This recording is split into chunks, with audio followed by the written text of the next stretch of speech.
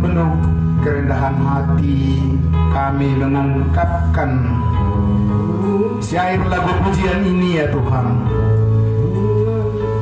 Kami rindu ya Bapa, supaya firman-Mu lah yang mengisi ruang-ruang hati kami, kedalaman batin kami, diteguhkan, dikuatkan, dan dibukakan rahasia-rahasia firman-Mu untuk membuka pikiran kami melihat begitu besarnya kuasa Tuhan bekerja di dalam hidup kami, memberkati kami, memberi damai sejahtera, sukacita, dan segala sesuatu yang kami perlukan Tuhan cukupkan.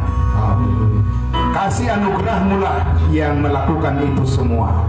Karena itu kami bersyukur menyambut kebenaran firman-Mu. Dalam nama Tuhan Yesus kami berdoa. Semua kita yang percaya katakan amin. Amin. Silakan duduk jemaat Tuhan. Ya, saya menyapa kita semua. Salam. Puji Tuhan. Saya percaya kita semua hadir di sini karena merasa hidup kita sangat diberkati oleh Tuhan. Amin. Bapak Ibu, jangan pergi beribadah karena merasa hidup sangat hancur. Itu tidak tepat. Kalau kita pergi beribadah kepada Tuhan karena kita merasa dan yakin hidup kita sangat diberkati oleh Tuhan. Amin. Itu yang benar. Tentu bukan karena kesombongan dan bukan karena merasa diri di atas, tapi karena ada kerendahan hati mengakui bahwa Tuhan kita sangat baik, melebihi daripada semua manusia. Tuhan kita yang paling baik. Amin. Itu motivasi kita.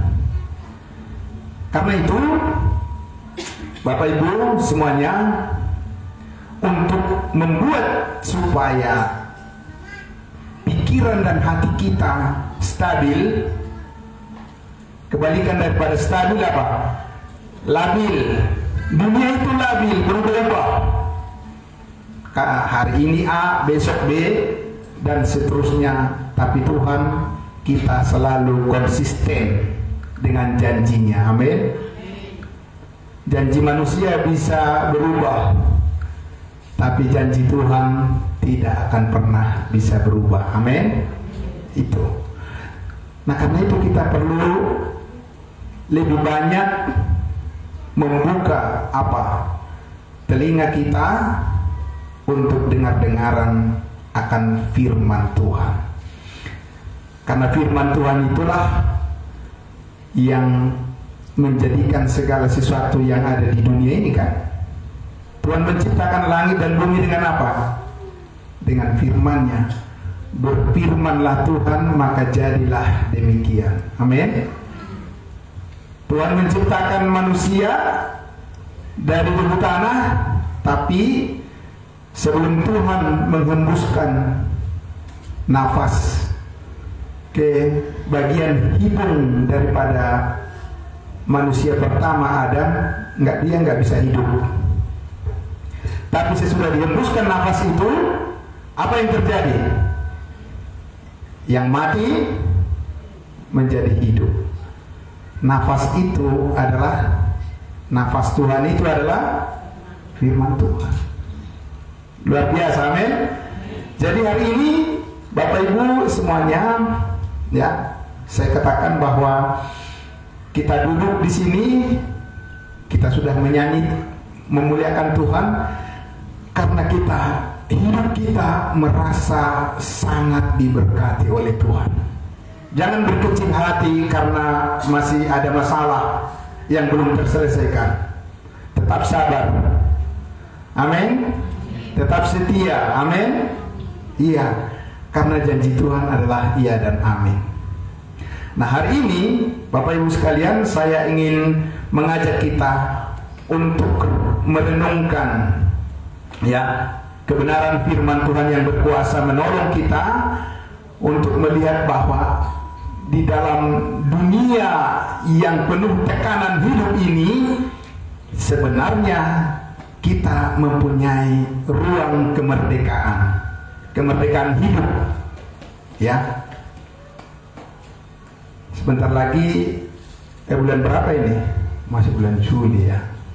Bulan Agustus bangsa kita nanti akan merayakan kemerdekaan. Ya. Nah, kita sebagai orang percaya, pengikut Kristus Yesus, tidak harus nunggu-nunggu bulan berapa baru kita tahu dan mengalami merayakan kemerdekaan kita. Setiap hari, amin, kemerdekaan kita di dalam Kristus Yesus. Nah, Bapak Ibu sekalian, saya mengajak kita untuk langsung melihat ke slide di depan. Tolong dimunculkan anak kami, Devin, dari Roma pasal 8. Ya, kalau ada Alkitab boleh juga kita buka, tapi supaya lebih cepat dan tepat, fokus, bisa kita lihat di layar saja. Ya, puji Tuhan, berkat teknologi kita dipermudah untuk memahami kehendak Tuhan. Amin. Itu yang luar biasa. Teknologi bisa menjadi malapetaka bagi manusia, tapi seharusnya bermanfaat untuk membangun kehidupan. Itu tujuannya teknologi dibuat. Nah, mari kita lihat ya di depan, ya, supaya Roma pasal 8 ayat 1. Ya, mulai dari ayat 1. Mari. Ya, puji Tuhan. Oke, bisa terlihat Bapak Ibu? Bisa ya? Daripada kita apalagi sudah umur, saya juga sudah mulai mengarah, baru mengarah ya, belum tua tapi sudah tidak muda. Nah, inilah berarti berada di mana nih?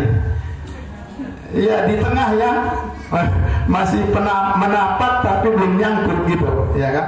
Nah, jadi berarti harus hati-hati banget gitu ya. Hati-hati jaga makanan, hati-hati jaga pola tidur. Begitu ya Pak Gembala ya? Iya, hati-hati karena apa? Ini adalah masa-masa di mana ada peralihan, tidak muda lagi tapi belum tua juga. Wah, ini luar biasa.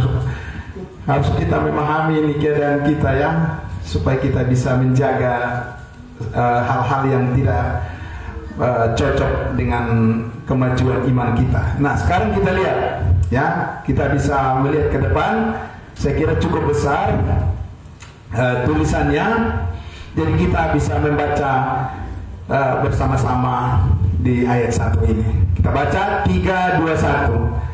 Demikianlah sekarang tidak ada penghukuman bagi siapa? Bagi mereka yang ada di dalam Kristus Yesus. Amin. Itu sangat luar biasa ya Bapak Ibu sekalian. Kalau di dunia ini banyak penghukuman atau tidak? Ya banyak.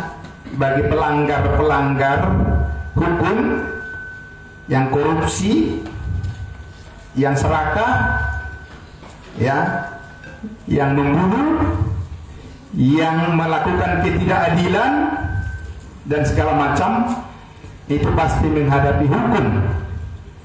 Dan konsekuensinya bagi pelanggar adalah mereka akan menerima apa? Hukuman. Kita masih ada di dunia? Masih. Amin. Tapi ingat, sekalipun kita masih ada di dunia ini saat ini, secara apa? Secara fisik, secara daging. Betul? Itu sebabnya kita kadang merasa lemah secara fisik, kelelahan, ngantuk, iya kan? Kadang juga pusing, sakit dan seterusnya, ya. Karena kita masih berada di dalam daging ini. Jadi supaya tidak sakit, bagaimana caranya? total, tidak pernah sakit. Bagaimana caranya? Harus lepaskan apa? Lepaskan daging ini. Dengan kata lain, pergilah ke tapi kan doa kita panjang, minta Tuhan apa? Panjang umur, berarti ya sabarlah kalau begitu. Kalau kita mengalami apa? Mengalami sakit, karena kita tahu di dunia ini ya adalah dunia yang sudah jatuh karena dosa. Tetapi perhatikan tadi kita lihat di dalam firman Tuhan dikatakan, demikianlah sekarang. Jadi kita melihat hidup kita yang sekarang. Amin. Jangan selalu berpikir ke masa yang lalu. Karena di masa lalu itu banyak ranjau, banyak jebakan di situ yang membuat kita mundur berpikir. Tapi karena Tuhan Yesus dikatakan tadi, bagi mereka yang ada di dalam Kristus Yesus. Amin. Jadi di samping kita melihat hidup kita hanya berada di dunia yang sementara ini, kita lapar, kita sakit, kita harus bekerja keras, kita menghadapi berbagai macam masalah. Kadang kita khawatir, kadang kita takut, ya. Kita juga harus melihat hidup kita yang lebih berguna, lebih dalam, lebih dahsyat, lebih luar biasa, yaitu kehidupan kita yang baru di dalam Kristus. Amin. Bagaimana kita bisa melihat itu? Tadi lagu pujian yang dinyanyikan tadi sangat luar biasa kan? Amin. Tapi kan tepuk tangan sekali lagi bro. Bagi mereka yang percaya. Amin. Ya kalau nggak percaya mau bilang apa? Namanya juga nggak percaya. Memang bisa dipaksa? Nggak bisa. Tuhan pun tidak memaksa manusia. Walaupun Tuhan yang menciptakan manusia di dunia ini, dia nggak pernah paksa. Itu harus kesadaran dari mana? Dari dalam hati. Karena begitu besar kasih Allah akan dunia ini, sehingga ia mengaruniakan anaknya yang tunggal, supaya setiap orang yang percaya tidak binasa, melainkan memperoleh hidup yang kekal. Tidak dipaksa, setiap orang yang percaya. Karena Bapak, Ibu, Saudara dan saya percaya, makanya kita ada di sini. Amin. Makanya kita menyembah Tuhan, makanya kita memuji Tuhan, dan kita bersukacita dan mengungkapkan rasa syukur kita kepada Tuhan karena kita percaya. Coba kita tidak saling percaya, kita nggak ada di sini. Benar? Maka kepercayaan itulah yang membuat kita berada di dalam Yesus. Amin. Iya. Bagaimana saya tahu Bapak Ibu percaya kepada Tuhan Yesus? Ya karena kita ada di sini hari ini. Amin. Berarti ya sekarang kita sama-sama melihat hidup kita yang baru. Ya, bukan hanya sekedar hidup di dalam daging. Karena ini terbatas Bapak Ibu, terbatas sekali, terbatas, nggak bisa diandalkan. Nggak bisa diandalkan. Hidup kita di dalam Yesus Kristus, karena Yesus sudah mati di atas kayu salib, dan Yesus berkata apa? Sudah selesai. Berarti kita merdeka kan? Merdeka. Merdeka dari apa? Dari dosa-dosa kita yang membuat kita banyak kecewa dalam hidup, yang membuat kita sedih, yang membuat kita gagal, yang membuat kita konflik, yang membuat kita iri hati, cemburu, nggak setia.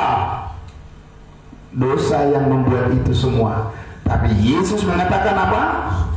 Sudah selesai. Bagi mereka yang percaya. Amin. Iya. Begitu caranya kita melihat hidup kita di dalam terang. Amin. Seperti ruangan ini terang semua, tidak ada yang tersembunyi. Amin. Kita bisa menjelaskan apa ini, apa itu. Janganlah hendaknya kerajinanmu kendor, biarlah rohmu menyala-nyala dan layanilah Tuhan. Jelas semuanya, semua orang bisa membaca. Ke arah sebelah kiri saya, pulanglah, beritakanlah firman, lakukanlah, jadilah saksinya. Amin. Jelas semuanya, bisa lihat. Menjadi jemaat yang bersatu, bertumbuh dan bersatu. Jelas karena ada terang. Tapi kalau lampu ini dimatikan semua, siapa bisa melihat? Itulah firman Tuhan. Amin. Yang menerangi supaya mata rohani kita, batin kita, yang dibalut oleh apa tadi? Dibalut oleh kelemahan kulit, daging, dan tulang. Tapi di dalam diri kita ada roh Tuhan yang bekerja.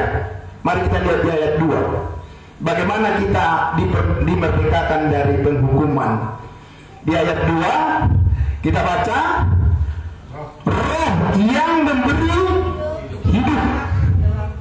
Amin. Telah memerdekakan kamu, kita, lagi-lagi dalam Kristus dari apa? Dari hukum dosa dan hukum maut. Amin.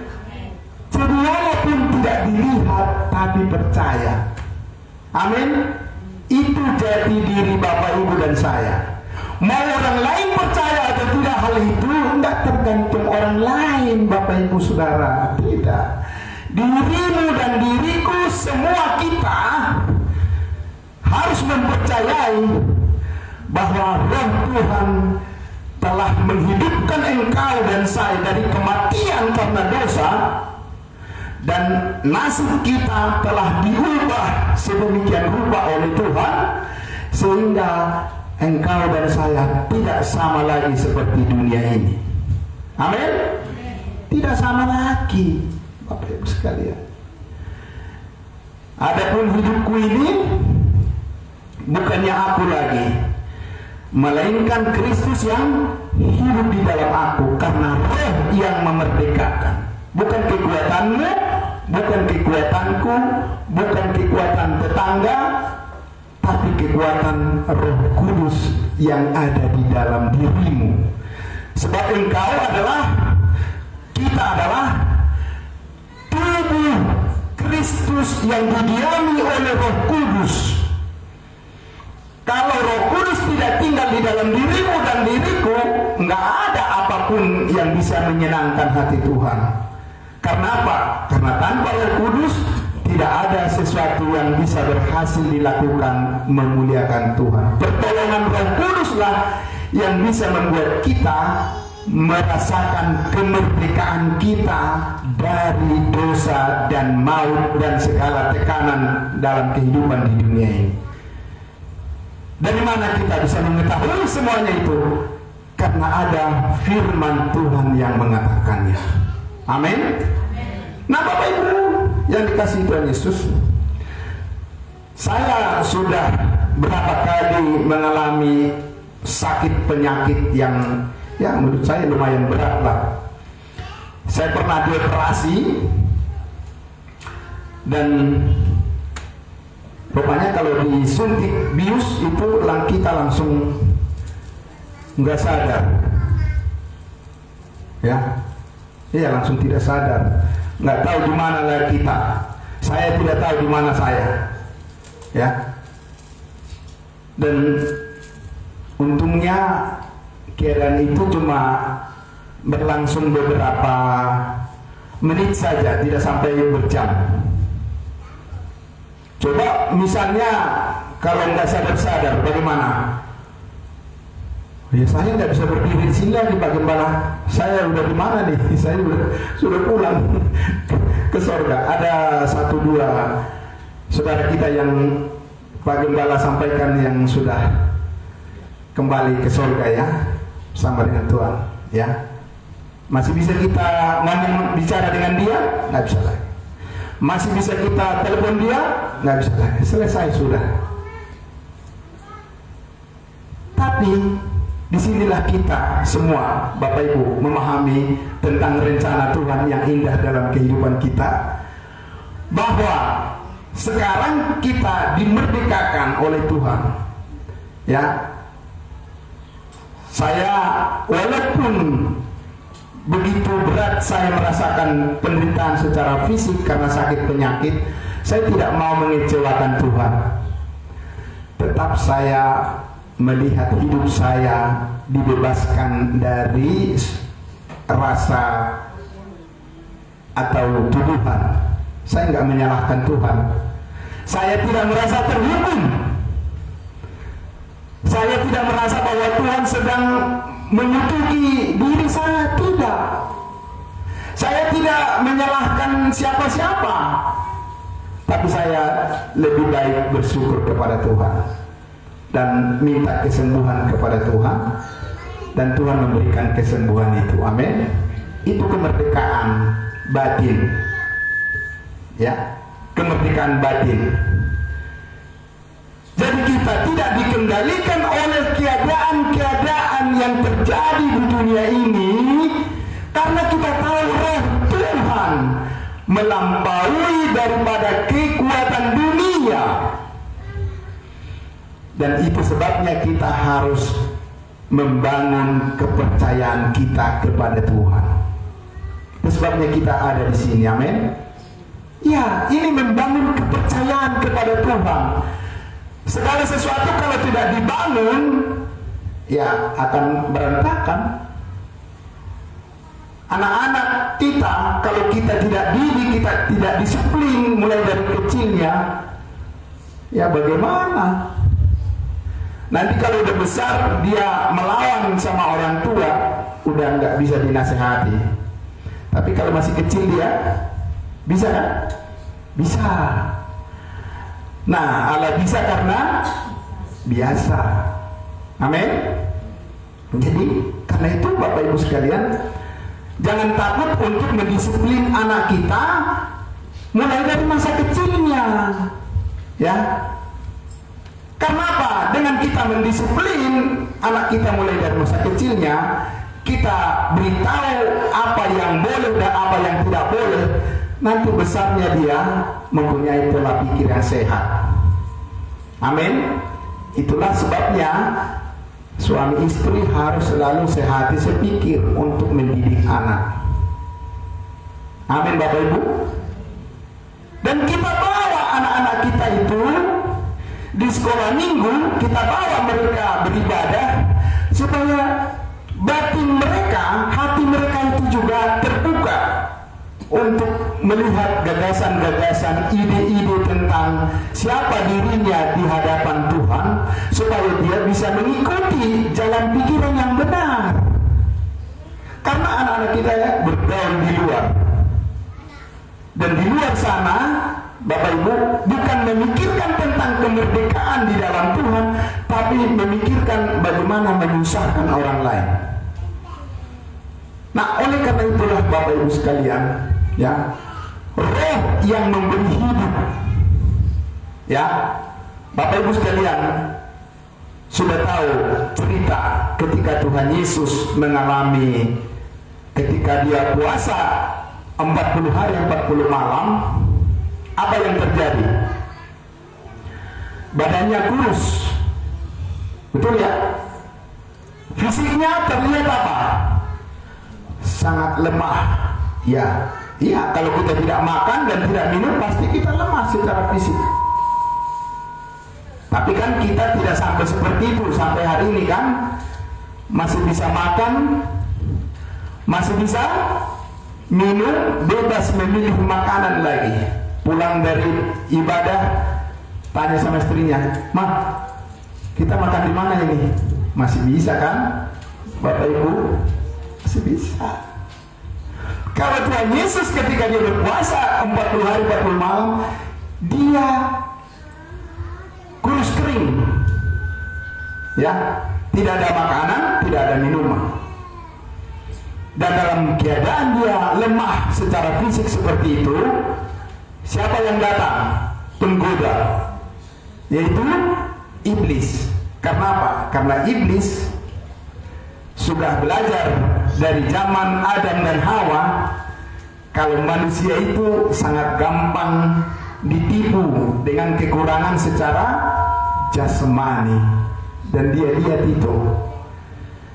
Tapi iblis mengatakan apa? Jika engkau anak Allah, langsung diuji langsung.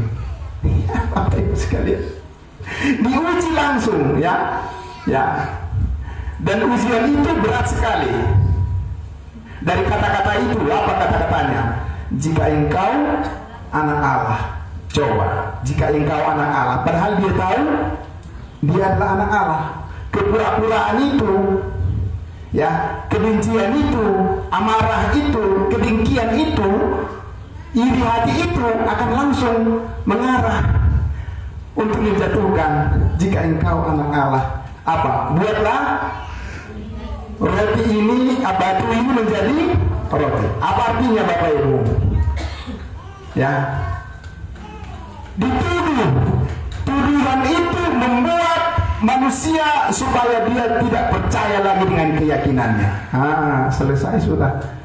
Kalau sudah begitu.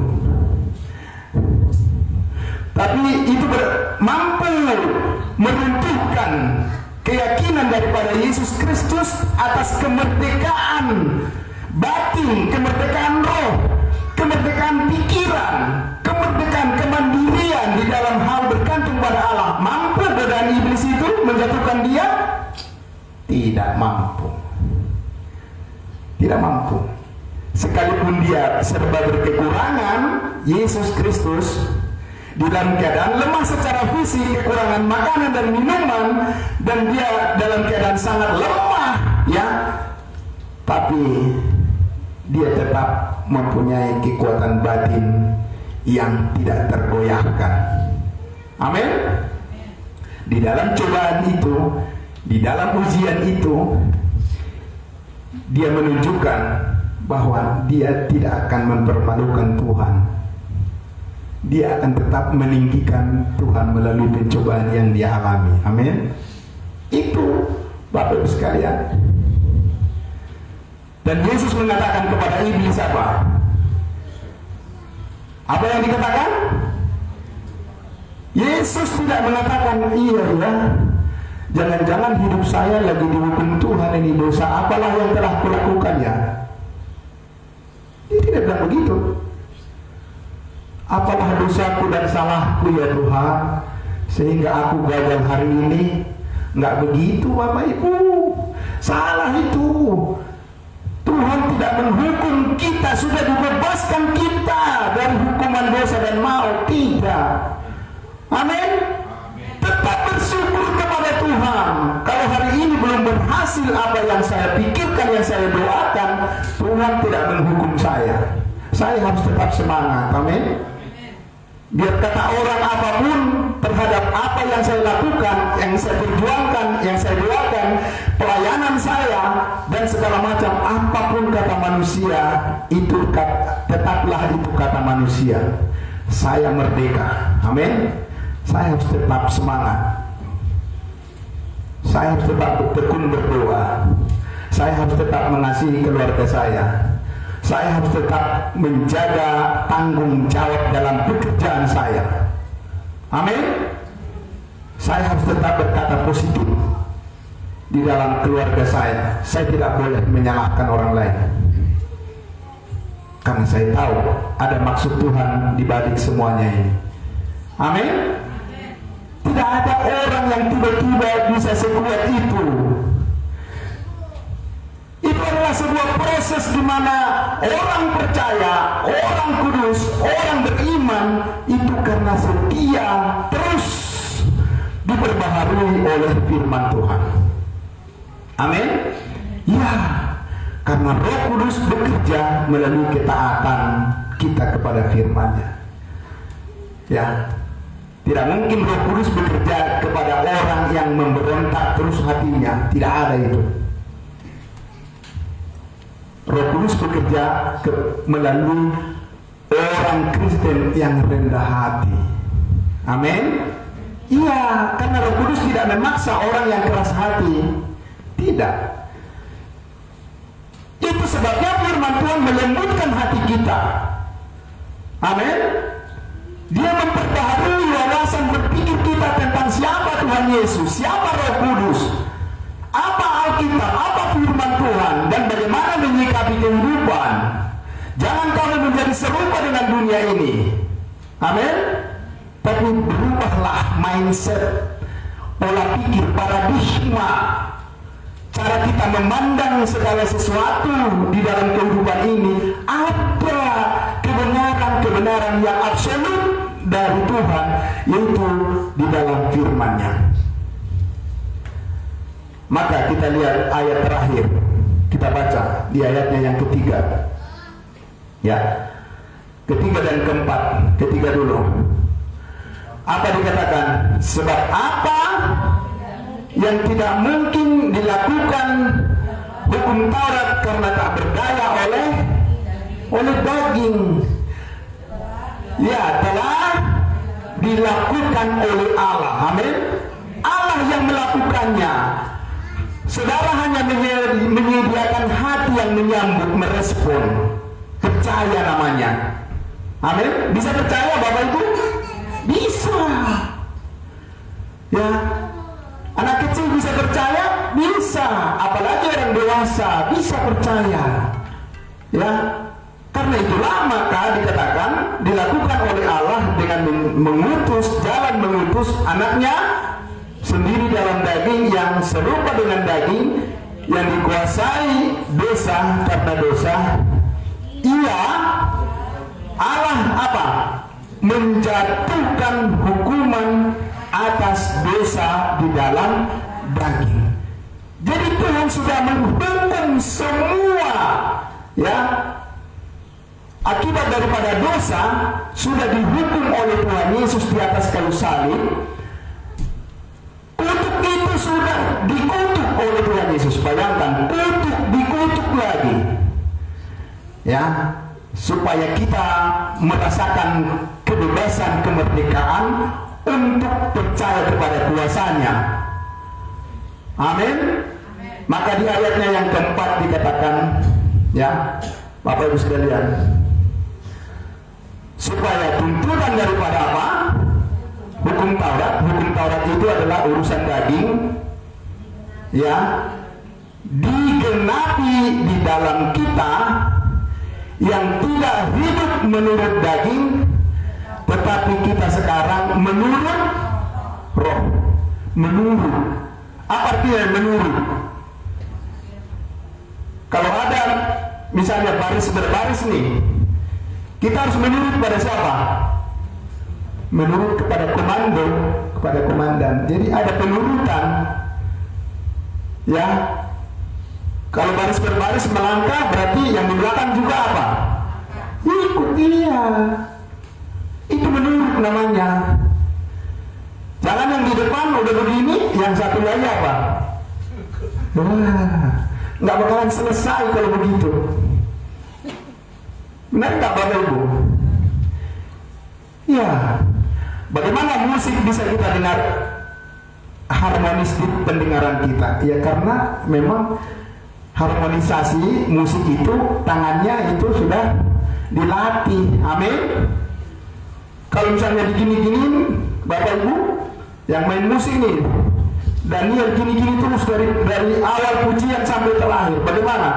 Bubar, pusing. Iya.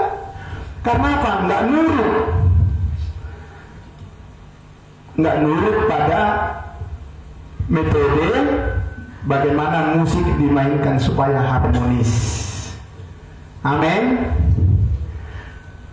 Artinya Bapak Ibu sekalian, kita ini dalam proses hidup menurut kepada Roh Kudus, kepada Tuhan Yesus, kepada Allah kita menjadi orang anak-anak, jadi penurut di dalam Tuhan.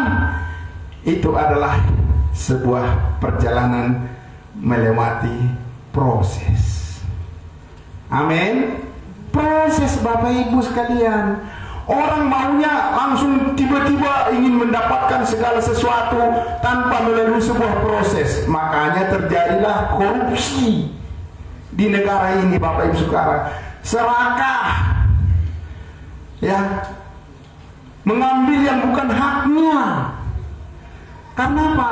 Dia berpikir itu, Bapak Ibu Saudaraku, egonya sangat melimpah. Dia tidak mau ikut proses. Dan karena itulah banyak penipuan terjadi. Sampai sekarang satu hal yang paling sulit diperangi oleh pemerintah adalah judul. Jangan ya, Bapak Ibu, orang Kristen jangan pernah terlibat dengan yang namanya apa? Apa tadi? Judul. Judul itu apa? Jangan taruh harapanmu ke situ.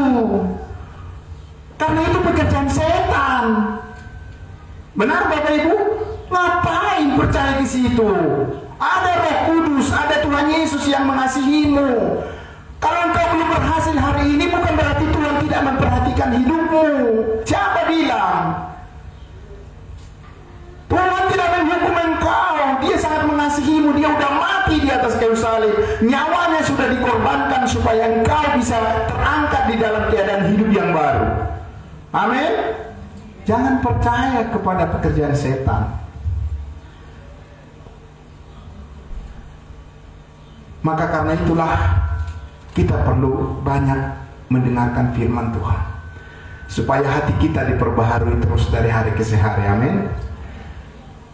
Kasihan Bapak Ibu, ya, kalau rumah tangga akhirnya setiap hari ribut terus untuk sesuatu yang memang tidak membangun kehidupan, ya. Orang-orang yang mengaku Kristen pula itu, Pak, Bapak Ibu, ya. Karena apa? Karena berpikir instan, berpikir ingin cepat dapat duit banyak dengan cara yang bagaimana? Hanya duduk di lapo, iya kan? Duduk-duduk di lapo, jadi pencet-pencet itu, Bapak Ibu Saudara, nanti akan dapat apa? Hasil yang besar. Jangan Bapak Ibu Saudara. Itu nggak mungkin, tidak mungkin, dipastikan tidak mungkin. Lebih baik kita nurut kepada apa tadi? Iya, pimpinan daripada Roh Kudus, nurut kepada pimpinan Roh Kudus itu artinya setia, tetap percaya. Itu tadi pujian. Tetap percaya bahwa Tuhan tidak menghukum hidupmu, tidak menghukum, hanya menguji engkau supaya engkau lebih dewasa menghadapi kehidupan ini. Amin. Dewasa. Ya. Kalau anak kecil nggak bisa, dia sedikit pun kekurangan dia langsung nangis, guling-guling, lempar-lemparin apa tuh semua barang-barang. Itu anak kecil, nggak ada kesabaran. Karena apa? Dia hanya dikuasai oleh kulit, perasaan, belum terlatih dengan batin yang setia. Tapi orang dewasa, dia punya pengharapan yang kuat kepada Tuhan. Amin.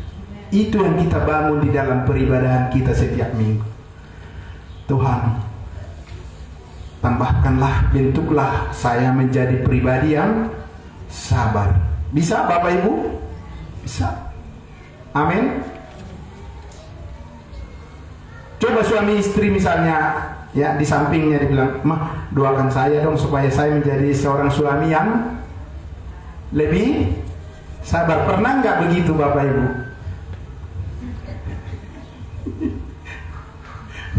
Iya kan?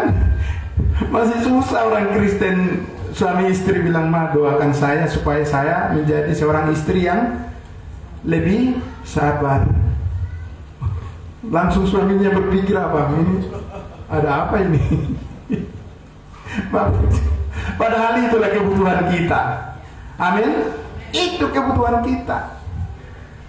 Kalau pekerjaan saya belum berhasil hari ini, jangan omelin saya ya.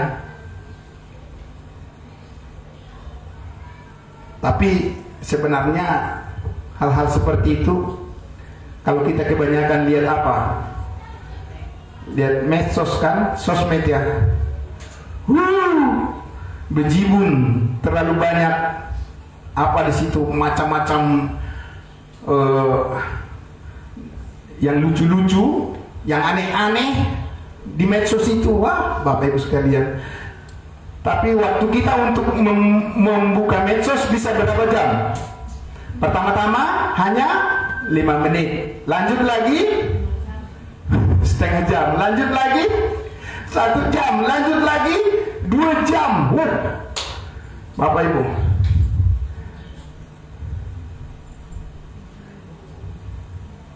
artinya saudaraku, kita kalau mengatakan kita menurut Roh Kudus, mengikuti pimpinan Roh Kudus, bagilah waktumu untuk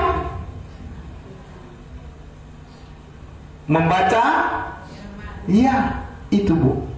Percaya, Tuhan tidak bohong, tidak pernah bohong. Janjinya selalu iya dan amin. Ya. Jangan pula kalau suaminya baca firman Tuhan, lalu istrinya bilang, "Papa baca firman Tuhan terus. Emang makan dari situ, Pak?" Udah gawat itu, otak dari mana lagi itu? Iya kan? Nah, itu karena iblis ingin membuat manusia itu supaya berpaling dari firman Tuhan, supaya tidak menurut kepada Roh Kudus. Nah, Bapak Ibu sekalian, sampai kita kepada penghujung daripada firman Tuhan. Kemerdekaan kita di dalam Yesus Kristus adalah merupakan anugerah yang terbesar dari Tuhan. Jangan pernah mengecilkan itu. Banggalah saudara dan saya bahwa kita sudah berada di dalam Yesus. Amin. Karena di dalam Yesus kita memiliki segalanya. Yang penting adalah hati kita terus rindu untuk dipimpin oleh Roh Kudus. Amin. Semangat terus Bapak Ibu semuanya, ya. Biarlah firman Tuhan yang kita dengarkan pada pagi hari ini kembali lagi menguatkan kita semua. Jangan pernah ragukan Tuhan, tetaplah percaya kepadanya. Janjinya adalah iya dan amin. Mari kita berdoa. Bapa di dalam surga, terima kasih. Kami sangat bersyukur ya Tuhan. Hari ini kami kembali lagi mendengarkan berita keselamatan daripada Tuhan. Yang menyelamatkan hidup kami dari dosa adalah kuasa daripada Roh Kudus yang telah menguduskan kami, menyucikan kami oleh darah Yesus Kristus. Sehingga kami tidak lagi terus bergantung kepada keadaan dunia yang selalu membuat halangan bagi kami untuk menjadi kuat di dalam Tuhan. Tapi firman-Mu mengatakan bahwa kami telah dimerdekakan dari segala hukuman dan kami sekarang bebas mengekspresikan sukacita kami di hadapan Tuhan dan di hadapan jemaat.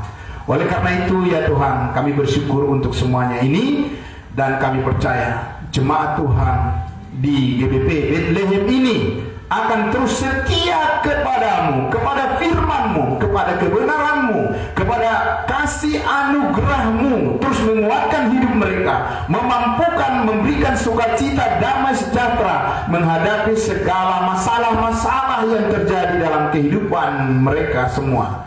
Kami percaya ya Tuhan, itulah yang menjadi keyakinan kami. Tuhan yang bekerja, Tuhan yang memberkati, Tuhan yang memberi damai sejahtera. Di dalam nama Tuhan Yesus kami berdoa dan bersyukur. Haleluya. Amin.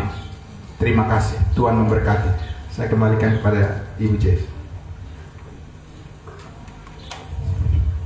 Baik, puji Tuhan. Terima kasih untuk Bapak Charles Simamora MTH.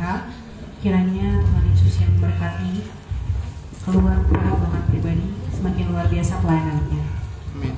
Mari Bapak Ibu, kita akan memberikan persembahan kita yang kedua.